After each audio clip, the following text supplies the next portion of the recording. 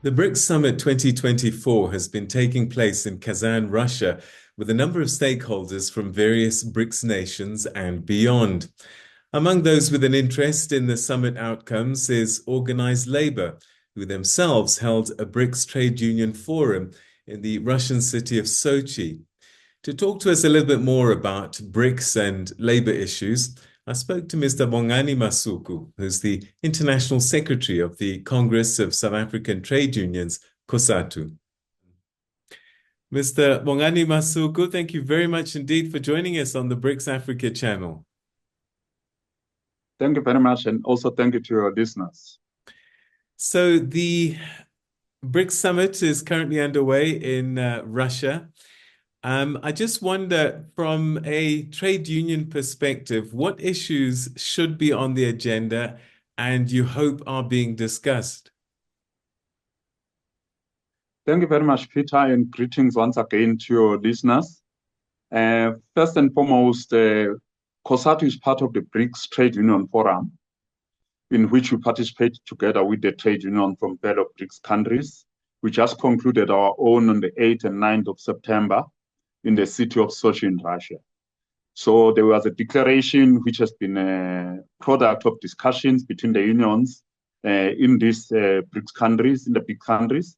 And one among the key declarations is the importance of equitable economic growth that include the industrialization of Africa in the global south, democratic energy routes, so that you don't have the monopoly by a few countries, but we allow the engagement and development of the developmental needs of the rest of the countries, but also the importance of currency or payments that does not overburden countries, that allow countries to trade on their own currencies or methods of payment that are acceptable. And lastly, is the inclusivity in multilateralism, so that you don't have a UN system or a global multilateral system that only is skewed in favor of certain countries or certain regions of the world. It must be inclusive, particularly to include Africa, which is the most marginalized continent in the world, and the global south. So that was the primacy of our discussion, which we have taken the declaration forward to the Heads of State Summit with the hope that some of those recommendations will find expression in the final declaration from the Heads of State meeting. All right, you've mentioned the BRICS Trade Union Forum. I know that as COSATU, you hosted the last one last year. So the question then becomes, the declarations and the requests that you made of your leadership last year, were they listened to? Just to get a sense of if the voice of labor is being heard by these leaders. Oh, yes. In fact, the BRICS Trade Union Forum was started as an initiative of progressive unions, particularly between the Chinese Federation, Russian Federation, and Brazilian Federation, and ourselves, that is the South African Trade Union Movement, particularly COSATU specifically. So the first meeting was in 2010 in the then Durban, which is now the city of eThekwini. So this was the 13th version, the one that was held in Russia. Every year, we hold each one in the country that is hosting BRICS. So the critical issues about industrialization, creation of jobs, economic development, workers' rights, and inclusion of countries and regions that have been excluded or marginalized is very primary to all our discussions. So we remain critical part now. It includes trade unions beyond those that were the progressive axis. It includes all trade unions in all these countries. So it has grown to be a critical platform. Even in the ILO governing body in Geneva, we do coordinate BRICS Trade Union Forum meetings. And even more now, that there are more countries from Africa that are part of the BRICS family. Ethiopia, Egypt, other than South Africa. And we are growing more to include the rest of the continent on the critical matters that affect trade, industry, job creation, and skills development for the continent. Let's talk a little bit more about cooperation between trade unions in the BRICS grouping. How has that gone so far, and what kind of impact has it had on the lives of labor in those countries? Oh, yes, definitely. It is true that there is uneven representation. In some countries, the trade union movement has a good relationship with the governing parties or with governments. In some countries, it's not necessarily as healthy as it should be. So, but we continue to encourage the platforms of social dialogue. In our case, the case of Network, where you bring together business, government, trade unions, and social partners in general to discuss critical matters affecting workers, creation of job, economic growth, inclusive development, trade and industry, and all other matters that environment and just transition. So we, in each countries, we are still at this stage where we are trying to find a tool or mechanism which can help us to track the new entrance into BRICS. You remember that Iran, Saudi Arabia, UAE, Ethiopia, Egypt have just been admitted January 2024. But we had gone away with the rest of the BRICS countries. The 5 countries, Brazil, Russia, India, China, South Africa, had gone away long man. We even had developed what we call human development index measures, education, health, workers' rights, economic development as critical indicators. But we are now adjusting that mechanism and tracking tool to include the new entrants and how will it best accommodate different practices in such a way that it enhances growth, decent work, and inclusion of workers, women, youth, and other groups that are excluded from development processes in all our countries.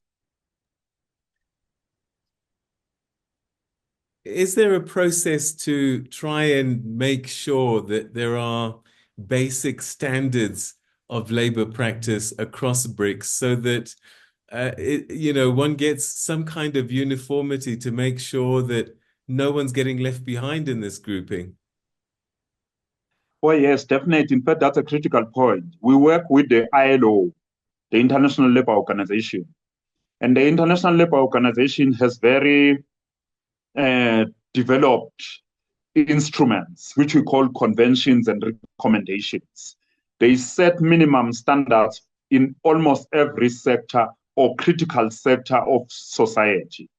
Whether you talk about the right to freely associate for trade unions, right to collective bargaining, rights to or respect for collective bargaining rights, maternity protection for women workers, or generally all parents, inclusion in economic development discussions, in social dialogue. So there are instruments that are developed by the ILO, and we use them as a basic minimum floors in all our countries, including minimum wage or living wage conditions, health and safety, particularly in the wake of COVID. The workplace has been battered in many ways. Health and safety has come to the front as a critical matter that all workers face now. So we use the ILO minimum standards or basic standards, recommendations, and conventions as the base floor for all of us, but we apply them differently because we'll appreciate that the incomes and the income levels of the countries are uneven. So there are certain conditions that may not apply as just without the unique specific recommendations or context of each country. So, but we continue to, the good thing is that all of us, almost all the 5 countries that are in BRICS at the moment are part of the ILO governing body. So we do participate. For instance, the ILO governing body is starting this weekend in Geneva, and we all participate in those discussions, and we do share common practices in our specific context. Does this mean that you'll be unafraid to speak out if some countries, especially the incoming members, are not meeting those standards, and that you'll have a brotherly conversation and say, things need to improve? Oh, yes, there is a level of engagement. We've developed an instrument of engagement. The instrument of engagement recognizes and respectfully appreciate the context in which we come from, the uniqueness of each country, but encourages in an arrangement that seeks to say peer review or sharing of best practices, experiences, encouraging the best traditions and experiences, lessons, but also sharing respectfully, comradely, in a way that enhances the dignity, rights, and development of instruments in each context. So we definitely have developed a mechanism that is almost towards advanced stages of what we call a mechanism of engagement. The mechanism of engagement encourages, shares, informs, engages, and promotes best practices. And we use that to also encourage insightful reflections, robustness, and internal or inward reflection, so that we don't need to reach a point where we judge each other, but we encourage a healthy, dignified, respectful engagement on fair labor practices in each of our countries. As Labour, what kind of message would you like to see communicated out of this current BRICS Summit? Oh, yes, definitely. We want to encourage then promote an inclusive economic growth and development models that leave no one behind. The workers of the world require justice, decent work, equitable development, jobs, and skills. And it must include the young people, it must include women, it must include people with disabilities, it must also enhance just transition models that are towards cleaner energy development, but that doesn't compromise the development needs of each country, that move at a pace that is equitable and just. And we want to emphasize the importance of decent work that make every worker in each of our countries feel and affirm the importance of development and not get left behind. Mr. Bongani Masuku, International Secretary for the Congress of South African Trade Unions, COSATU, thanks very much indeed for joining us on the BRICS Africa Channel. It's our pleasure. Thank you very much for having us.